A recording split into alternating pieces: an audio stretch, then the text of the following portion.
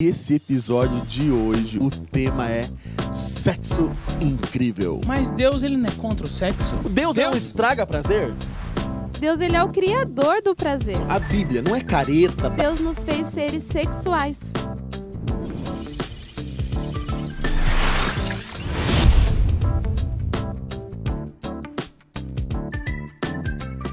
Sejam bem-vindos, galera, a mais um Talkcast. Agora, o que é esse? E aí, Rodrigo? Tudo bem com você?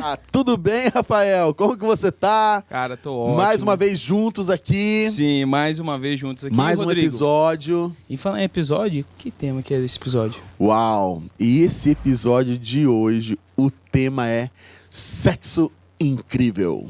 Uou, esse tema promete, hein? E galera, já se inscreve no canal, tá? Já deixa o seu like e também nos segue lá no Instagram, @jovensadventistas/mt, ok? Compartilhe, tá bom? Compartilhe com seus amigos, esse tema tá demais. E aí, Rodrigo, temos alguma coisa acontecendo aí, né? Não tem? Sim, o pessoal já se inscreveram pro Bom de Lição.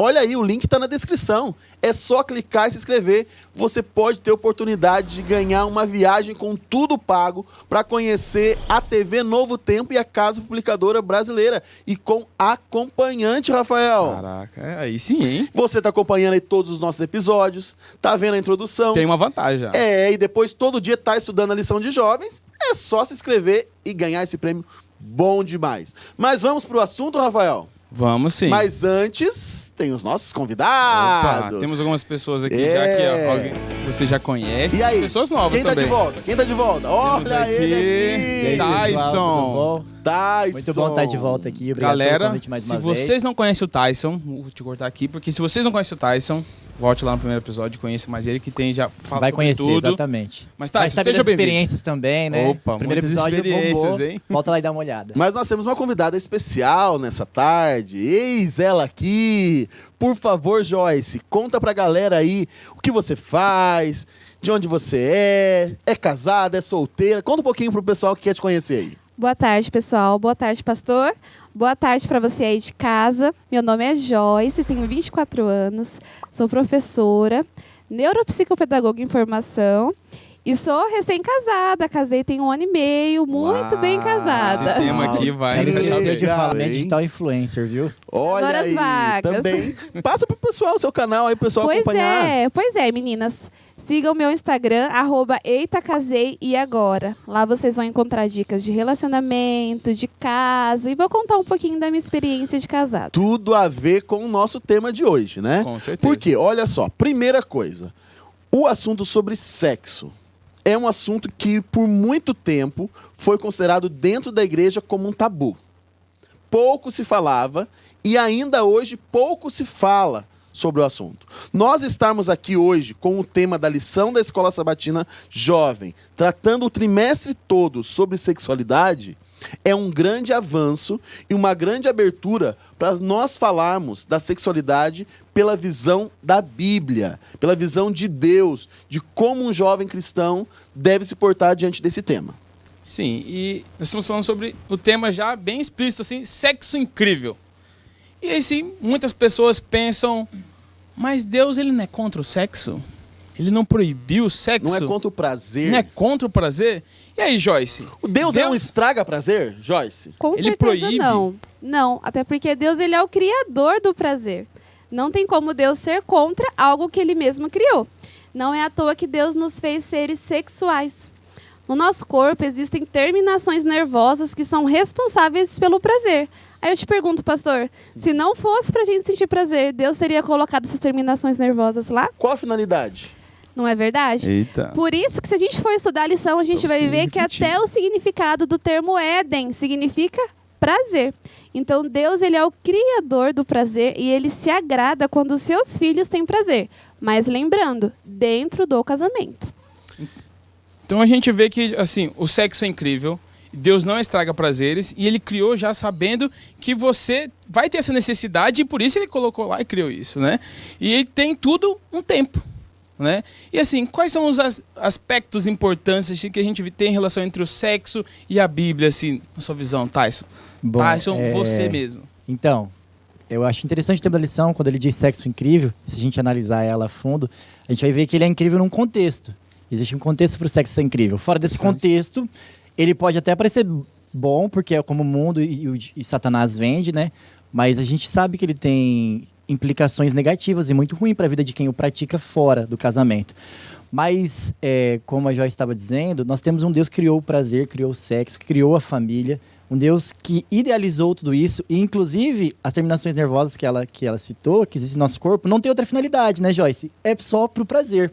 Então, se a gente partir do princípio de um Deus que idealizou o plano de uma construção de família, não tem como a Bíblia e o relacionamento conjugal não estarem relacionados e não ser o plano de Deus. Porque se nós olharmos no Éden, nós temos duas instituições divinas.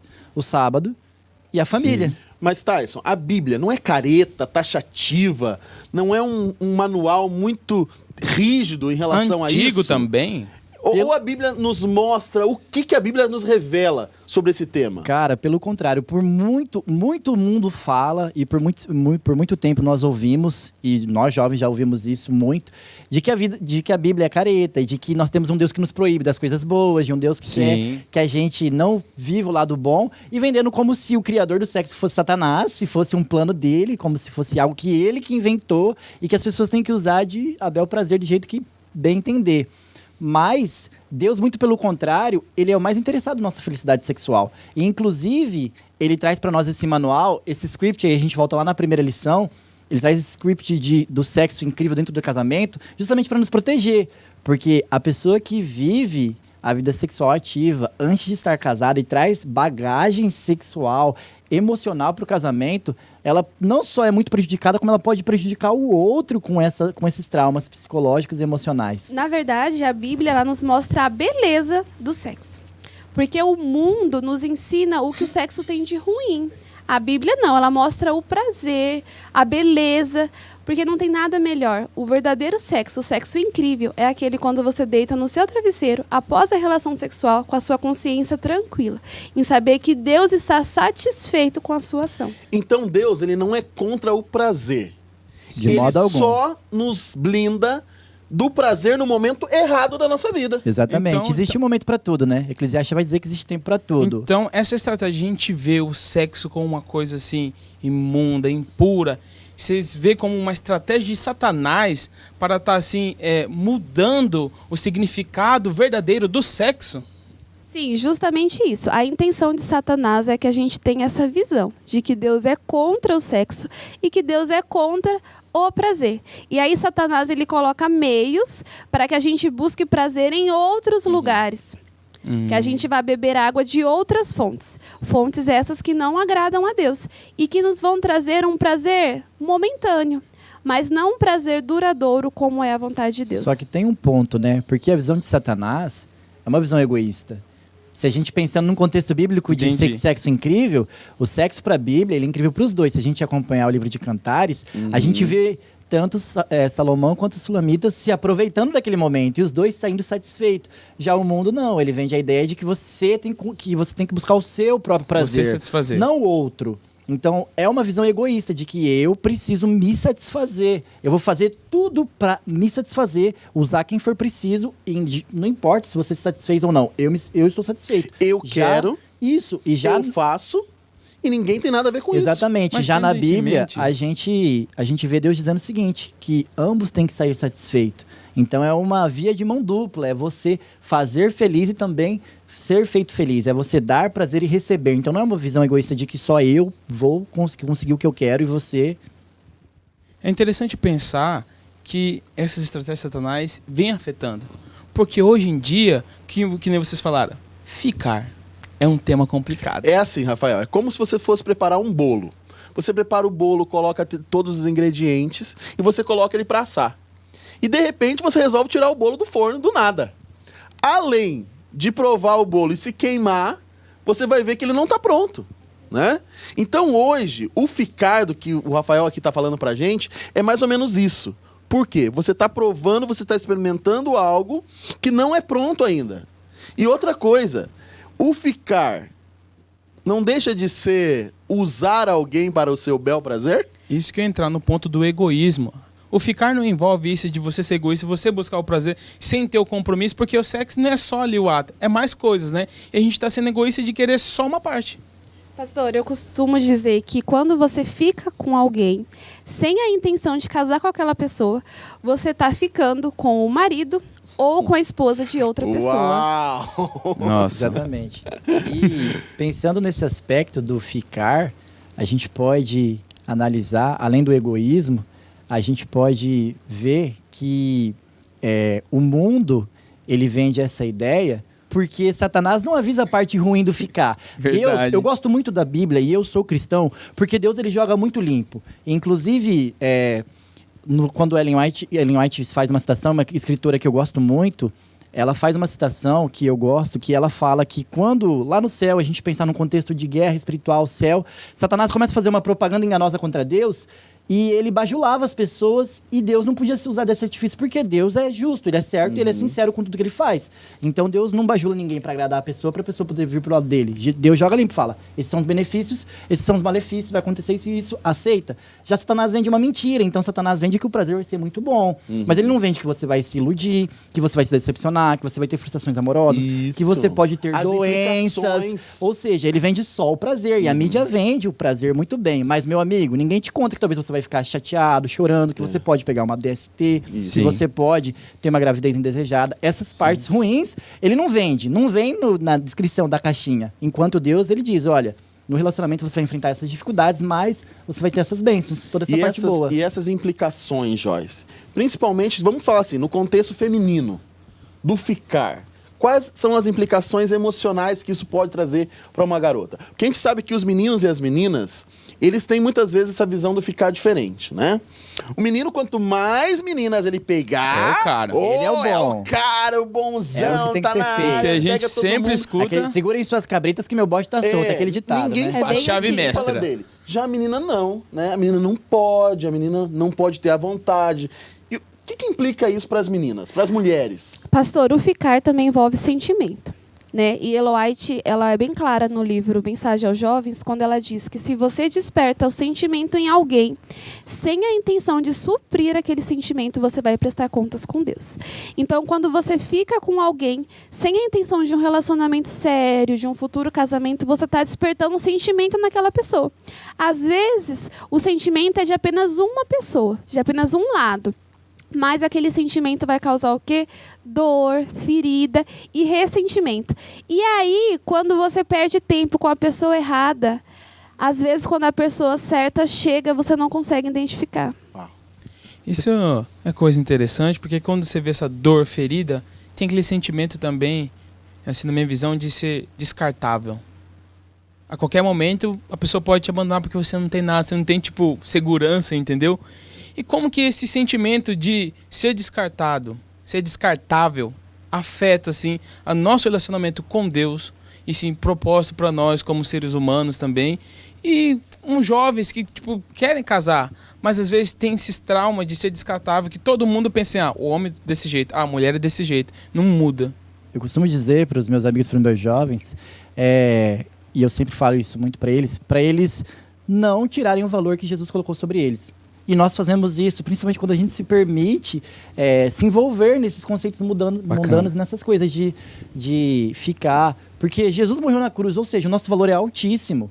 É altíssimo, porque valeu a vida de Jesus. E toda vez que a gente se sujeita a situações, a ações como essa, a gente está dizendo para Jesus, né? Jesus, eu não tenho o valor que o Senhor me dá, eu estou me desvalorizando.